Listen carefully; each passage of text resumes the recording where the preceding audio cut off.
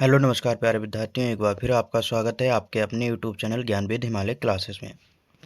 आज की वीडियो में हम लोग अध्ययन करेंगे सैयद वंश से संबंधित क्वेश्चनों को पढ़ेंगे, लोधी वंश से संबंधित प्रश्नों को पढ़ेंगे जो एग्जाम में पूछे जाते हैं। एग्जाम की दृष्टि से महत्वपूर्ण प्रश्नों को इस वीडियो के माध्यम से अध्ययन करेंगे। आप लोग वीडियो के लास्ट तक बने रहिए और कॉपी पेन लेकर बैठें, जिससे जितने भी प्रश्न बताएं उन सभी प्रश्नों को आप लोग को एक कॉपी में नोट करते रहिए। तो पहला प्रश्न देखिए। पहला प्रश्न जैसे है कि सैयद वंश के संस्थापक कौन है। प्रश्न क्या है कि सैयद वंश के संस्थापक कौन है। तो सैयद वंश के संस्थापक कौन था? खिज्र खां। क्या नाम था? खिज्र खां था।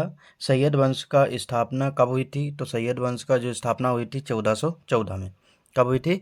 1414 में सैयद वंश की स्थापना हुई थी। इतनी बात आप लोगों को समझ में आई है। क्वेश्चन क्या था पहला कि सैयद वंश के संस्थापक कौन थे। तो सैयद वंश के संस्थापक कौन थे? खिज्र खां थे। कौन? खिज्र खां थे। अगला प्रश्न है कि सैयद वंश की स्थापना कब हुई थी। तो सैयद वंश की स्थापना कब हुई थी? 1414 से। कब हुई थी? 1414। अगला क्वेश्चन है कि खिज्र खां ने सुल्तान की उपाधि ना धारण कर कौन सी उपाधि धारण की थी। ये अक्सर प्रश्न पूछा गया भी है और पूछा जाता भी है कि क्योंकि दिल्ली सल्तनत में सभी लोगों ने सुल्तान की उपाधि धारण की थी। जितने सुल्तान हुए, जितने शासक हुए, उन्होंने सुल्तान की उपाधि धारण की थी। लेकिन खिज्र खां ऐसा सुल्तान था जिसने सुल्तान की उपाधि धारण ना करके एक दूसरी उपाधि धारण की थी। तो दूसरी उपाधि का क्या नाम था? उस उपाधि को कहा जाता है रैयत ए आला। क्या कहा जाता था? रैयत ए आला। तो पूछा जाता है रैयत ए आला की उपाधि किसने धारण की थी? खिज्र खां ने। और खिज्र खां कौन था? तो खिज्र खां सैयद वंश का संस्थापक था। और सैयद वंश की स्थापना कब हुई? 1414 में हुई थी। अगला प्रश्न है कि खिज्र खां किसका सेनापति था। तो खिज्र खां किसका सेनापति था? तैमूर लंग का। और तैमूर लंग ने भारत पर कब आक्रमण किया था? तो 1398 में। कब किया था? 1398 में तैमूर लंग ने भारत पर आक्रमण किया था। उसके बाद अपना सेनापति खिज्र खां को यहाँ पर एक सैयद वंश की स्थापना करके वहाँ पे उसे शासक बना के वह तैमूर लंग फिर वापस अपने देश चला गया था। अगला प्रश्न है कि खिज्र खां का उत्तराधिकारी कौन हुआ। खिज्र खां के बाद गद्दी पर कौन बैठा? तो उसका नाम था मुबारक शाह। क्या नाम था? मुबारक शाह था। और खिज्र खां कौन था? तो खिज्र खां सैयद वंश का संस्थापक था। इतनी बात आप लोगों के समझ में आई होगी। अगला प्रश्न है कि मुबारक नगर की स्थापना किसने की थी। तो मुबारक नगर की स्थापना किसने की? मुबारक शाह ने की थी। मुबारक शाह कौन था? तो खिज्र खां का उत्तराधिकारी था। मुबारक शाह को राज्य श्रेय किसे प्राप्त था? मुबारक शाह को राज्य श्रेय किसे प्राप्त था? तो याहिया बिन अहमद सरहिंदी के। किसे? याहिया बिन अहमद सरहिंदी के। अगला प्रश्न है तारीख ए मुबारक शाही। तारीख ए मुबारक शाही की रचना किसने की थी? तो याहिया बिन अहमद सरहिंदी ने। तो किसने की थी? याहिया बिन अहमद सरहिंदी ने क्या किया था? तारीख ए मुबारक शाही की रचना की थी। अगला प्रश्न है मुबारक शाह का उत्तराधिकारी कौन था। तो मुबारक शाह का जो उत्तराधिकारी था उसका नाम था मोहम्मद शाह। क्या नाम था? मोहम्मद शाह था। मोहम्मद शाह का वास्तविक नाम क्या था? मोहम्मद शाह का वास्तविक नाम क्या था? मोहम्मद बिन फरीद खां। क्या नाम था? मोहम्मद बिन फरीद खां। अगला प्रश्न देखिए। अगला प्रश्न है कि मोहम्मद शाह ने बहलोल को कौन सी उपाधि दी और उसे क्या कहकर पुकारा था। मोहम्मद शाह ने बहलोल को कौन सी उपाधि दी थी और उसे किस नाम से पुकारता था? तो क्या नाम कहता था? खाने खाना या अपना पुत्र मानता था। तो जो मोहम्मद शाह था वह बहलोल को किस नाम से पुकारता था? किस नाम से? खाने खाना के नाम से और अपना पुत्र उसे कहता था। अगला प्रश्न है कि सैयद वंश का शासक कौन था या सैयद वंश का अंतिम शासक कौन था। क्या है? सैयद वंश का अंतिम शासक कौन था? तो अलाउद्दीन आलम शाह।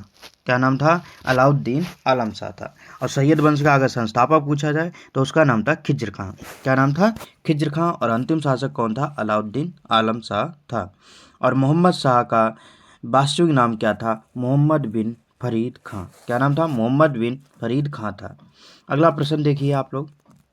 अगला प्रश्न ये है कि दिल्ली में प्रथम अफगान राज्य का संस्थापक कौन था। तो दिल्ली में प्रथम अफगान साम्राज्य का संस्थापक कौन था? तो उसका नाम था बहलोल लोदी।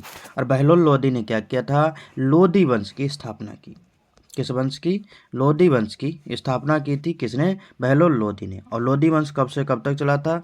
तो 1451 से 1526 तक। 1451 से 1526 तक लोधी वंश चला था। क्वेश्चन है कि 1451 में बहलोल ने कौन सी उपाधि के साथ दिल्ली की गद्दी पर बैठा था?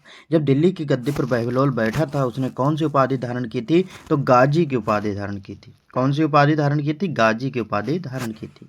अगला प्रश्न देखिए, बहलोल लोधी अपने सरदारों को क्या कहकर पुकारता था? बहलोल लोधी जो था, लोधी वंश का संस्थापक था, वह अपने सरदारों को क्या कहता था? मकसद ए अली। क्या कहते थे? मकसद ए अली कहकर बहलोल लोधी अपने सरदारों को पुकारता था। अगला प्रश्न है कि बहलोल लोधी द्वारा कौन सा सिक्का चलाया गया था? बहलोल लोधी द्वारा कौन सा सिक्का चलाया गया? तो बहलोली सिक्का चलाया गया। कौन सा? बहलोल सिक्का कहे या बहलोली सिक्का कहा जाता है। अगला प्रश्न है, बहलोल लोधी के बाद उसका उत्तराधिकारी कौन हुआ? बहलोल लोधी के बाद उसका उत्तराधिकारी कौन हुआ? सिकंदर शाह लोधी। कौन था? सिकंदर शाह लोधी बहलोल लोधी का उत्तराधिकारी था। अगला प्रश्न देखिए, अगला प्रश्न यह है कि सिकंदर शाह लोधी वास्तविक नाम क्या था? सिकंदर शाह लोधी का वास्तविक नाम क्या था? निजाम खां। तो पूछा जाए निजाम खां के नाम से किसे जाना जाता था? सिकंदर शाह लोधी को जाना जाता था।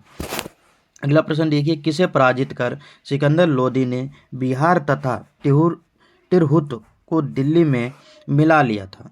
तो किसे पराजित करके बिहार और तिरहुत को दिल्ली में मिला लिया था? तो जौनपुर के हुसैन शाह सरकी को। किसे? जौनपुर के हुसैन शाह सरकी थे, उनको हराकर तिरहुत और बिहार को दिल्ली में मिला लिया था। अगला प्रश्न है कि सिकंदर लोधी ने आगरा की नींव कब डाली? सिकंदर लोधी ने आगरा की स्थापना कब की? तो 1504 में। कब? 1504 में। अगला प्रश्न है, भूमि मापने के लिए गजे सिकंदरी पैमानक किसने जारी किया था? तो किसने जारी किया था?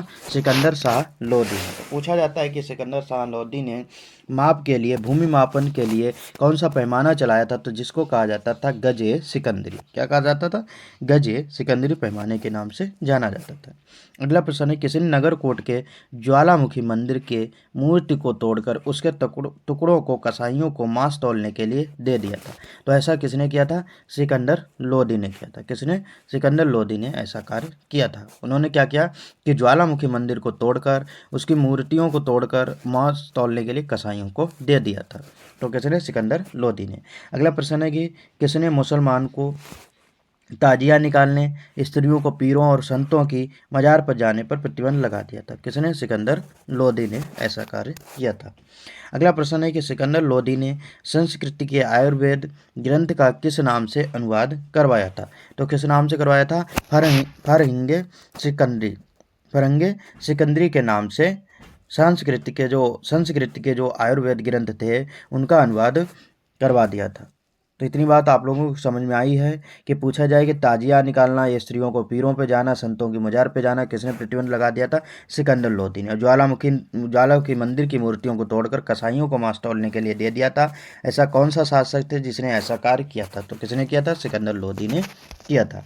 और अगर प्रश्न पूछा जाए भूमि मापने के लिए किस पैमाने की खोज की थी या किस पैमाने का निर्माण किया था? तो गजे सिकंदरी का। किसने किया था? सिकंदर लोधी ने। पूछा जाता है आगरा नगर की स्थापना किसने की थी? तो सिकंदर लोधी ने की थी। इतनी बात आप लोगों को समझ में आई। कब की थी? तो 1504 में की थी। अगला प्रश्न देखिए, सिकंदर लोधी का उत्तराधिकारी कौन था?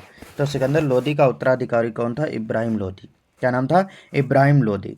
और 1517 से 1526 तक रहा। इतनी बात आप लोगों को समझ में आ गई। इब्राहिम लोधी कब से कब तक गद्दी पर रहा? 1517 से 1526 तक।